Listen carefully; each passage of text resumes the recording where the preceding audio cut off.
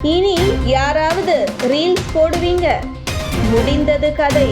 இன்றைய சமூகத்தை மனிதநேயமிக்க சமூகம் என்று கூறுவதை விட அந்த மனிதநேயத்தை கூட விளம்பரமாக்கும் சமூகம் என்று கூறலாம்.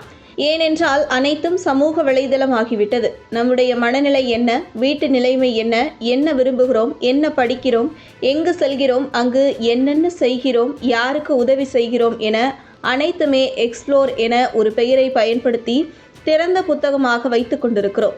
நம் வாழ்க்கையை இப்படி திறந்த புத்தகமாக வைப்பதில் எந்த தவறும் இல்லையே என்று கூறலாம். ஆனால் சிலர் இதுபோன்ற வீடியோக்களை வெளியிடுவதன் மூலம் பலர் அந்த வீடியோக்களால் ஈர்க்கப்பட்டு தாமும் இதுபோன்று செய்ய வேண்டும் என்று விரும்புகிறார்கள். ஆனால் அப்படி செய்வதை தானும் வீடியோவாக எடுத்து வெளியிடுவோம் என்று நினைத்து பல காரியங்களில் ஈடுபடுகிறார்கள். உதாரணமாக, ஆடம்பரமாக ஒருவர் திருமணம் செய்து கொள்கிறார். அது அவரது விருப்பம். ஆனால் அதனை பொதுவெளியில் வெளியிட்டு பலருக்கும் அதுபோன்று திருமணம் செய்து கொள்ள வேண்டும் என்ற ஒரு ஆசையை தூண்டிவிடுகிறார்.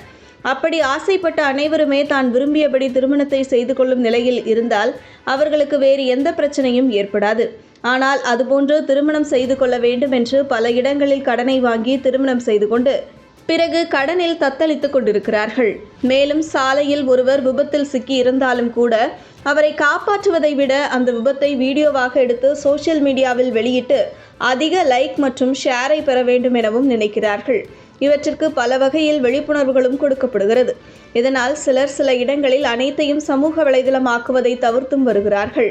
ஆனால் தற்பொழுது உள்ள இளைஞர்கள் மத்தியில் மிகுந்த மோகமாக பார்க்கப்படும் சில விஷயங்களான திருமணம், திருமணத்திற்கு முன்பின் எடுக்கப்படும் போட்டோஷூட், தனக்கு பிறக்கப் போகும் குழந்தை குறித்த அப்டேட்டுகள், கர்ப்பமாக இருக்கும் பொழுதும் இருக்கும் போட்டோஷூட், குழந்தை பிறந்தவுடன் ஒரு போட்டோஷூட், குழந்தையின் முதல் பிறந்த நாள் அன்று மிக பிரம்மாண்டமான விழாவை ஏற்பாடு செய்து கொண்டாடுவது போன்ற அனைத்துமே ஒரு இளம் தம்பதிகள் தங்கள் வாழ்க்கையில் மறக்காமல் மற்றும் மாற்றாமல் செய்து வருகின்றனர்.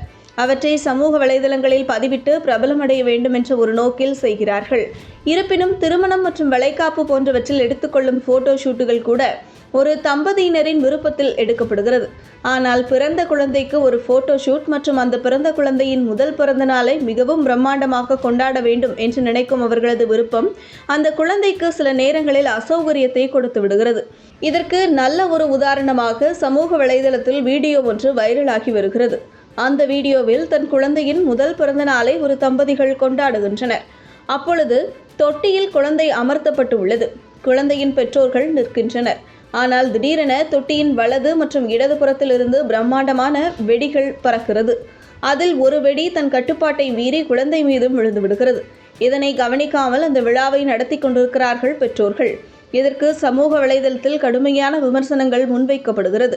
ஏனென்றால் உங்களது ஷோ ஆப்பிற்கு குழந்தைதான் பலிகடா விமர்சனங்கள் முன்வைக்கப்படுகிறது. மேலும் பொறுப்புள்ள பெற்றோர்களாக நடந்து கொள்ளுங்கள் என்ற அறிவுரையும் வலுத்து வருகிறது. இதுபோன்ற முக்கிய நிகழ்வுகள், அரசியல் தகவல்களை ஆழமாக மாறுபட்ட கோணத்திலும் அறிந்து கொள்ள மறக்காமல் பாரத் மெயில் 24 பக்கத்தை பின்பற்றிக் கொள்ளுங்கள்.